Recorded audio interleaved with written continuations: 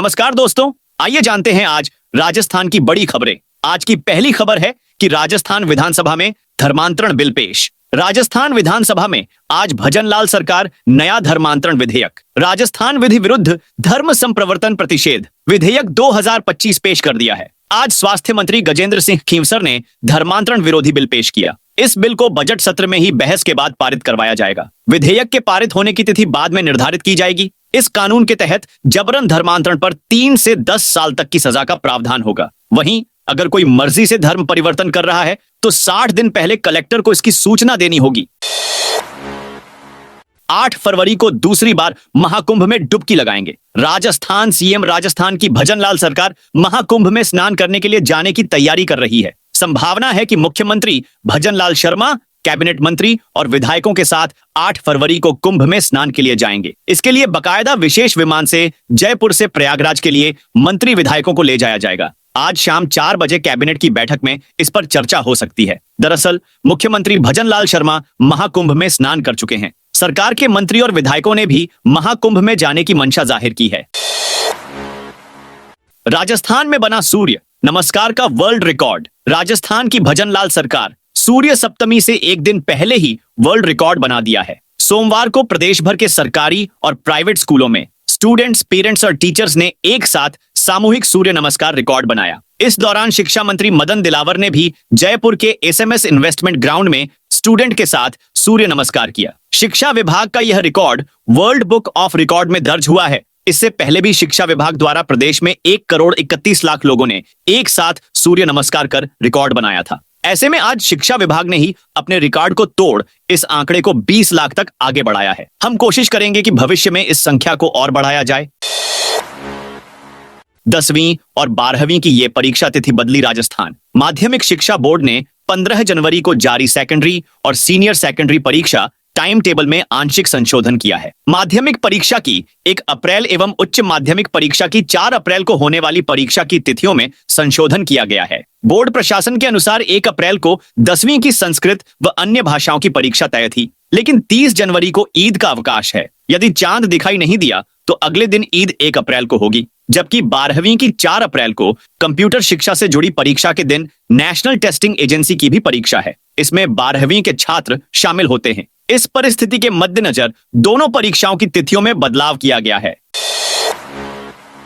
सेठ सांवलिया सेठ भंडार में आया। 23 करोड़ का छड़ावा। जिले के प्रख्यात कृष्णधाम श्री सांवलिया जी मंदिर में खोले गए भंडार से छड़ावा राशि की गणना का 5वां चरण सोमवार को हुआ। इसमें भंडार व भेंट कक्ष में कुल मिलाकर करीब 23 करोड़ रुपए की छड़ावा राशि प्राप्त हुई है। इसके अलावा भंडार एवं भेंट कक्ष से सोने एवं चांदी के आभूषण भी प्राप्त हुए हैं। वहीं भंडार से निकले सिक्कों का वजन करना शेष है, जो कि आज को होगा। भंडार की गणना के दौरान मंदिर बोर्ड के पदाधिकारी एवं कर्मचारी मौजूद रहे। सोने की कीमत ने तोड़े सारे रिकॉर्ड। मंगलवार को भारतीय बाजार में स्टैंडर्ड सोने की कीमत ने सारे रिकॉर्ड तोड़ दिए। इसके बाद राजस्थान में 10 ग्राम सोने की कीमत 1,100 रुपए बढ़कर 85,200 रुपए के ऑल टाइम हाई पर पहुंच गई है। वहीं चांदी प्रति किलो की कीमत भी 900 रुपए बढ़कर 96,000 रुपए को पार कर गई है। सर्राफा व्यापारियों के अनुसार अंतरराष्ट्रीय बाजार में बनी स्थिरता की वजह से कीमती धातुओं की कीमत में और इजाफा होने की प्रबल संभावना है। राजस्थान को मिलने वाली है 2 वंदे भारत ट्रेनों की सौगात। रेल यात्रियों के लिए राहत की खबर है। जल्द ही राजस्थान को 2 वंदे भारत ट्रेन की सौगात मिलेगी। यह ट्रेन जयपुर से जोधपुर और उदयपुर से अहमदाबाद के बीच संचालित की जाएगी। इतना ही नहीं, महज 4 महीने में गांधीनगर, जयपुर व जैसलमेर रेलवे स्टेशन भी वर्ल्ड क्लास बनकर तैयार हो जाएंगे। इन दोनों स्टेशनों का अमृत भारत रेलवे स्टेशन योजना के तहत पुनर्निर्माण किया जा रहा है। स्कूलों में हर शनिवार को मनाएंगे नो प्लास्टिक डे। शिक्षा विभाग ने नई पहल की है। अब प्रत्येक शनिवार को सरकारी और प्राइवेट स्कूलों में नो प्लास्टिक डे मनाया जाएगा। इससे बच्चों में प्लास्टिक को लेकर जागरूकता आएगी। इस संबंध में स्कूल शिक्षा जयपुर के संयुक्त निदेशक ने निर्देश जारी किए हैं। इसके तहत स्कूलों के 200 मीटर की परिधि क्षेत्र को single use plastic free zone बनाया जाएगा। हर शनिवार को एक कालांश में नो प्लास्टिक डे मनाया जाएगा, जिसमें बच्चों को सिंगल यूज प्लास्टिक के नुकसान के बारे में बताया जाएगा। विद्यार्थियों और कार्मिकों को रोगों से मुक्त रखने के लिए प्रत्येक सप्ताह स्वच्छता अभियान भी आयोजित होगा। आज होगी भजनलाल कैबिनेट की बैठक। राजस्थान विधानसभा के बजट सत्र के बीच आज 4 फरवरी को शाम सीएम भजनलाल शर्मा की अध्यक्षता में कैबिनेट की बैठक होगी। इस कैबिनेट की बैठक में कई बड़े फैसले लिए जा सकते हैं। यह बैठक मंगलवार को मुख्यमंत्री भजनलाल शर्मा के सीएम आवास पर होगी। पहले कैबिनेट और बाद में मंत्रिपरिषद की बैठक होगी। जानकारी के मुताबिक बैठक में उद्योग विभाग से जुड़ी कुछ पॉलिसी, कार्मिकों को लेकर नियमों में कुछ संशोधन और ऊर्जा अलावा अन्य कई विभागों से जुड़े मामले रखे जाएंगे। डस्टबिन नहीं तो हर बार लगेगा 500 रुपए का जुर्माना 12। नगर परिषद ने शहर की स्वच्छता को बढ़ावा देने के लिए एक पहल शुरू की है। इसका उद्देश्य सभी फुटकर, बॉडी, स्ट्रीट वेंडर्स को उचित कचरा प्रबंधन के महत्व के प्रति जागरूक करना है। इस अभियान के तहत नीला डस्टबिन सूखे कचरे और हरा डस्टबिन गीले कचरे के लिए निर्धारित किया गया है। एसआई स्वामी ने बताया कि यदि किसी ठेले या दुकान के आसपास कचरा या गंदगी पाई जाती है तथा डस्टबिन उपलब्ध नहीं होता है तो विक्रेता पर हर बार 500 रुपए का जुर्माना लगाया जाएगा। अब नगर परिषद क्षेत्र में सभी फुटकर व्यापारी, बॉडी एवं स्ट्रीट वेंडर्स विक्रेताओं को डस्टबिन रखना अनिवार्य है। यह नियम मंगलवार से नगर परिषद द्वारा लागू किया गया है।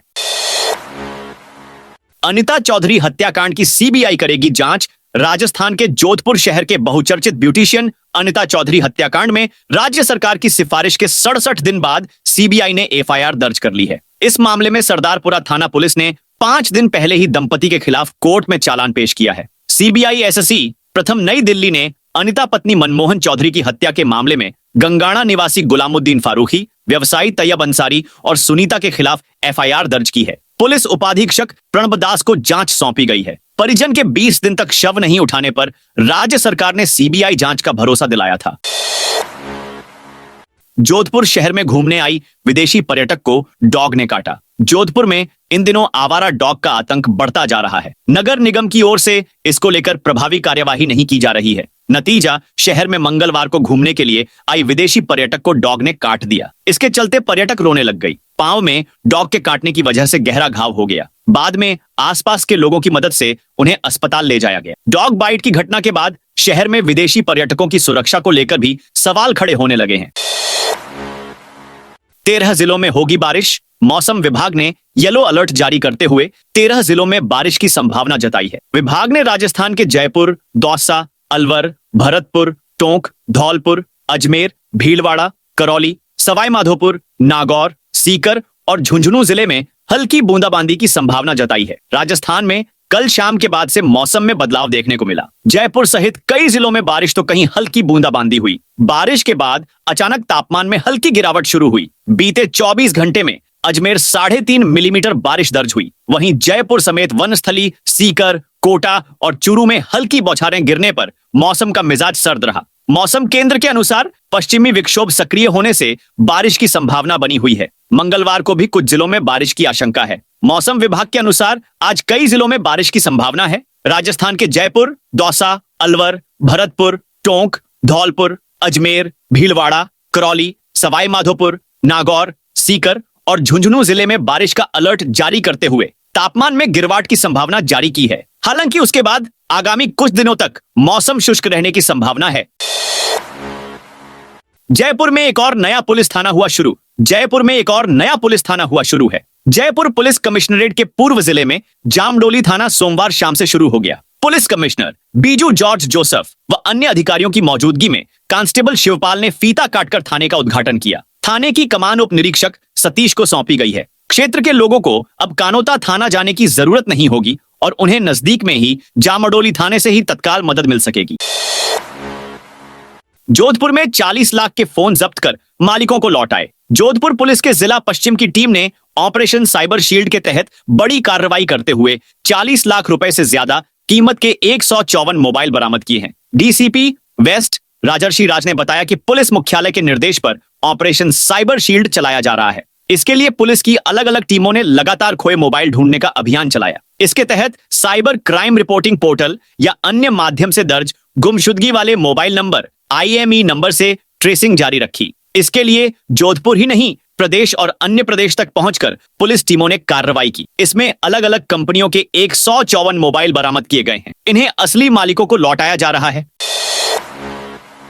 विधानसभा में जोगाराम पटेल और नेता प्रतिपक्ष जूली के बीच तीखी बहस राजस्थान विधानसभा में प्रश्नकाल के दौरान संसदीय कार्य मंत्री जोगाराम पटेल ने नेता प्रतिपक्ष जूली की तरफ देखते हुए असंसदीय शब्द बोल दिया। इस पर विपक्ष पटेल से माफी मांगने पर अड़ गया। पटेल और जूली के बीच तीखी नोकझोंक हुई। जूली वन ने कांग्रेस विधायक देवनानी के कमरे में पहुंचे और कड़ी आपत्ति जताई। गोविंद डोटासरा ने शून्यकाल में यह मुद्दा उठाते हुए पटेल के जूली के लिए असंसदीय भाषा पर आपत्ति जताई। इस पर मंत्री पटेल ने कहा कि मेरा कोई मकसद नहीं था कि किसी की मान मर्यादा को ठेस पहुंचे, न ही भविष्य में ऐसा करूंगा।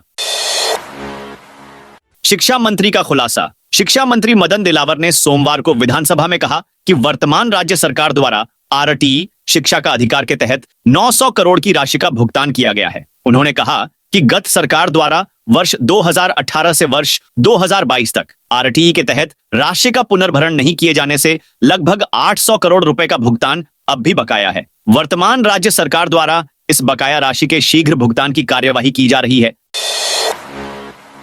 ऑनलाइन गिरदावरी में बाधा बन रही खेतों की तारबंदी। एक गांव में किसान ने खेतों के तारबंदी करवा के गेट लगा दिया। गेट पर ताला लगा मिला। खेत में घुसे बिना गिरदावरी हो नहीं पा रही। दूर से फोटो लेने पर ऐप उसे मानता नहीं है। जिले में एक जगह खेत में तारबंदी हो गई। एक किसान ने तारों में झटका मशीन लगा दी। अब खेत में घुसने पर करंट लगने का डर सता रहा है। नहीं घुसने पर गिरदावरी नहीं पाई। गिरदावरी ऐप में लोकेशन का एरिया कम करने से पटवारियों को गिरदावरी करने में परेशानी का सामना करना पड़ रहा है। पटवारियों का कहना है कि तारबंदी में कृषि विभाग की ओर से रियायत मिलने के बाद अधिकांशम खेतों के तारबंदी हो चुकी है। राजस्थान को मिला बड़ा आवंटन। रेलवे में यात्री सुविधाओं का होगा विस्तार। रेल बजट में राजस्थान को इस बार 9,960 करोड़ रुपए आवंटित किए गए हैं। रेल मंत्री अश्विनी वैष्णव का राजस्थान में रेल अवसंरचना के समग्र विकास के लिए वर्ष 2025-26 में 9,960 करोड़ रुपए आवंटित करने पर मुख्यमंत्री भजनलाल शर्मा ने आभार व्यक्त किया है। उन्होंने कहा कि रेलवे बजट में आधुनिकीकरण, रेलवे स्टेशनों के पुनर्विकास और इंफ्रास्ट्रक्चर के विस्तार के संबंध में महत्वपूर्ण निर्णय लिए गए हैं, जिससे यात्री सुविधाओं में बढ़ोतरी होगी। एसआई पेपर लीक मामले में हुआ एक नया खुलासा। सब इंस्पेक्टर एसआई भर्ती परीक्षा 2021 पेपर लीक मामले में एक और नया खुलासा हुआ है। इसमें अब एसओजी के निशाने में स्वास्थ्य विभाग में कार्यरत सहायक लेखाधिकारी एएओ आया, जो कि उदयपुर में कार्यरत हैं, लेकिन मामले का खुलासा होने के बाद अब अवकाश लेकर भूमिगत हो गए हैं। एसओजी के पत्र लिखने के बाद विभाग ने उसका वेतन रोक दिया है।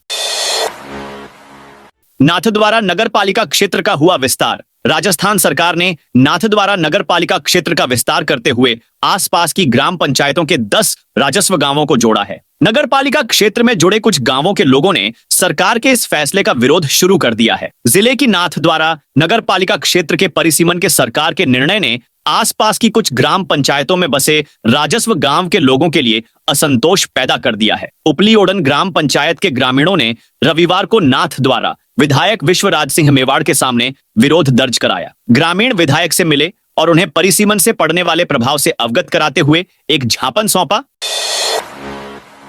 एक प्रश्न की आपत्ति पर आयोग लेगा 100 रुपए। राजस्थान लोक सेवा आयोग द्वारा राजस्थान राज्य एवं अधीनस्थ सेवाएं संयुक्त प्रतियोगी प्रारंभिक परीक्षा 2024 की मॉडल उत्तर कुंजी आयोग की वेबसाइट पर जारी कर दी गई है। इस मॉडल उत्तर कुंजी पर किसी अभ्यर्थी को कोई आपत्ति हो तो निर्धारित शुल्क के साथ 3 फरवरी से 5 फरवरी तक आपत्ति ऑनलाइन दर्ज करवा सकता है। आयोग के मुख्य परीक्षा नियंत्रक आशुतोष गुप्ता ने बताया कि आपत्तियां आयोग की वेबसाइट पर उपलब्ध मॉडल प्रश्न पत्र के क्रमानुसार ही प्रविष्ट करनी होंगी। आयोग द्वारा प्रत्येक प्रश्न के लिए आपत्ति शुल्क रु 100 रुपए निर्धारित किया गया है। जयपुर सहित 6 जिलों में सुबह सुबह हल्की बारिश। जयपुर सहित 6 जिलों टोंक, सवाई माधोपुर, सीकर, दौसा, भरतपुर में मंगलवार सुबह सुबह हल्की बारिश हुई। बादल छाए हुए हैं और ठंडी हवा चल रही है। इससे पहले पश्चिमी विक्षोभ के एक्टिव होने के साथ कल सोमवार देर रात राजस्थान के कुछ जिलों में मौसम बदला और बादल छाने के साथ बूंदाबांदी हुई। इसमें जयपुर, अजमेर, सिरोही, उदयपुर, राजसमंद, सवाई माधोपुर, टोंक, पाली, जालोर समेत कई जिले शामिल हैं। नई शराब नीति के विरोध में 10 से 12 बजे तक बंद रही 275 शराब की दुकानें। प्रदेश में शराब ठेकेदारों द्वारा अपनी 6 सूत्रीय मांगों को लेकर विरोध प्रदर्शन के तहत आज मंगलवार को भीलवाड़ा, शराब यूनियन ठेकेदारों के आह्वान जिले भर की 275 दुकानें आज सुबह 10 से लेकर 12 बजे तक सांकेतिक रूप से बंद रहीं। बंद को सफल बनाने के लिए भीलवाड़ा शराब ठेकेदार यूनियन के मेंबर और पदाधिकारी भी शहर में दौरे पर रहे। पंचायतों के चुनाव स्थगित करने पर सरकार पेश करेगी जवाब। राजस्थान की 6,749 ग्राम पंचायतों के चुनाव स्थगित करके उसमें मौजूदा सरपंचों को ही प्रशासक लगाने के मामले में आज राज्य सरकार को हाई कोर्ट में जवाब पेश करना है। पिछली सुनवाई 24 जनवरी पर कोर्ट ने गिरिराज सिंह देवंदा व अन्य द्वारा दायर जनहित याचिका पर सुनवाई करते हुए पंचायती राज विभाग, राज्य चुनाव आयोग व अन्य को नोटिस जारी करके जवाब मांगा था। याचिका में कहा गया था कि सरकार ने संविधान के प्रावधानों के खिलाफ जाकर अवैध और मनमाने तरीके से इन पंचायतों के चुनावों को स्थगित किया है। सरकार के इस फैसले पर रोक लगाई जानी चाहिए। वहीं राज्य चुनाव आयोग को निर्देशित किया जाए कि वह तुरंत इन पंचायतों के चुनाव कराए। सरकार की ओर से कोर्ट में जवाब पेश करने के लिए 2 सप्ताह का समय मांगा था। बीकानेर शहर भाजपा अध्यक्ष का चुनाव टला। भारतीय जनता पार्टी ने बीकानेर में देहात अध्यक्ष पद का चुनाव तो करा दिया, लेकिन शहर अध्यक्ष के लिए मुकाबला होना अभी शेष है। माना जा रहा है कि प्रदेश अध्यक्ष चुनाव के लिए आवश्यक संख्या पूरी होने के बाद शहर में चुनाव की जरूरत ही महसूस नहीं हुई। अब पहले प्रदेश अध्यक्ष का चुनाव होगा और बाद में राष्ट्रीय अध्यक्ष का। इस प्रक्रिया के पूरी होने के बाद ही बीकानेर सहित अन्य जिलों में शेष रहे चुनाव होंगे। कोटा में 180 की स्पीड पर डबल डेकर ट्रेन का ट्रायल रहा सफल। Delhi Mumbai railway track Kota rail मंडल से गुजर रहा है। कोटा रेल मंडल नई ट्रेन और कोच के ट्रायल के लिए मशहूर हो गया है। इस रेलवे ट्रैक पर सैकड़ों की संख्या में ट्रायल अब तक हो चुके हैं। अब नया ट्रायल 180 की स्पीड पर डबल डेकर ट्रेन का चल रहा है। यह ट्रायल भी मुख्य रेल सुरक्षा आयुक्त जनक कुमार गर्ग ने किया है। इसमें सवाई माधोपुर से कोटा के बीच ट्रेन को इस गति पर चलाया गया है। ट्रायल के दौरान पानी की बोतल में भरा हुआ पानी भी नहीं हिल रहा था। राजस्थान के बेरोजगार युवाओं को 8 माह से नहीं मिल रहा बेरोजगारी भत्ता। कांग्रेस सरकार ने मुख्यमंत्री युवा संबल योजना की शुरुआत की थी। इसके तहत पुरुष बेरोजगारों को 4,000 और महिला और ट्रांसजेंडर बेरोजगार को 4,500 रुपए का बेरोजगारी भत्ता दिया जाता है। विभाग की ओर से हर महीने बेरोजगारी भत्ते का बिल जारी किया जा रहा है। बजट के अभाव में युवाओं के खाते में पैसे नहीं आ रहे हैं। खाद्य सुरक्षा योजना से नाम हटवाने का एक और मौका। खाद्य सुरक्षा योजना में चयनित सक्षम अपात्र व्यक्ति को गिव अप अभियान के तहत नाम हटवाने का एक और मौका दिया गया है। योजना से जुड़े ऐसे लोग स्वेच्छा से 28 फरवरी तक अपना नाम हटवा सकते हैं। जिले में अब तक 511 परिवारों ने इसके लिए आवेदन किया है। अभियान के दौरान यदि सक्षम व्यक्ति अपना नाम योजना से नहीं हटवाते हैं तो कानूनी कार्यवाही कर उठाए गए गेहूं की 27 रुपए प्रति किलो के हिसाब से वसूली की जाएगी। जिला रसद अधिकारी ने बताया कि जिले में अब तक कुल 511 परिवारों के आवेदन प्राप्त हुए हैं, जिनकी जांच के बाद 2,337 व्यक्तियों के नाम गिव अप योजना के तहत राष्ट्रीय खाद्य सुरक्षा योजना से हटा दिए गए हैं। राजस्थान में सौर ऊर्जा को मिले नया विभाग। राजस्थान सोलर एसोसिएशन RSA ने प्रदेश में नवीकरणीय ऊर्जा के विकास को गति देने के लिए एक महत्वपूर्ण मांग उठाई है। एसोसिएशन ने सोमवार को आयोजित केंद्रीय बजट समीक्षा बैठक में रिन्यूएबल एनर्जी के लिए अलग विभाग की स्थापना का प्रस्ताव रखा। RSA अध्यक्ष सुनील बंसल ने बताया कि राइजिंग राजस्थान में हुए कुल 35 लाख करोड़ के समझौतों में से 28 लाख करोड़ रुपए MOU अकेले नवीकरणीय ऊर्जा क्षेत्र में हुए हैं। इन निवेश प्रस्तावों को धरातल पर उतारने के लिए अलग विभाग, मंत्री और सचिव स्तर के अधिकारियों की नियुक्ति आवश्यक है। उन्होंने जयपुर के आसपास 100 सोलर मैन्युफैक्चरिंग यूनिट स्थापित करने के लिए निवेशकों को प्रोत्साहन देने की भी मांग की। जैन सीधी भर्ती एग्जाम 7 से होंगे शुरू। अजमेर में राजस्थान कर्मचारी चयन बोर्ड की ओर से कनिष्ठ अभियंता संयुक्त सीधी भर्ती प्रतियोगी परीक्षा 6 से 22 फरवरी के बीच होगी। इसके लिए जिला प्रशासन की ओर से कंट्रोल रूम शुरू कर दिया गया है और परीक्षा को लेकर तैयारियां की जा रही है। तो दोस्तों, ये थी आज राजस्थान की बड़ी खबरें। आप इस वीडियो को अभी कौन से जिले से देख रहे हैं, उस जिले का नाम बताइए।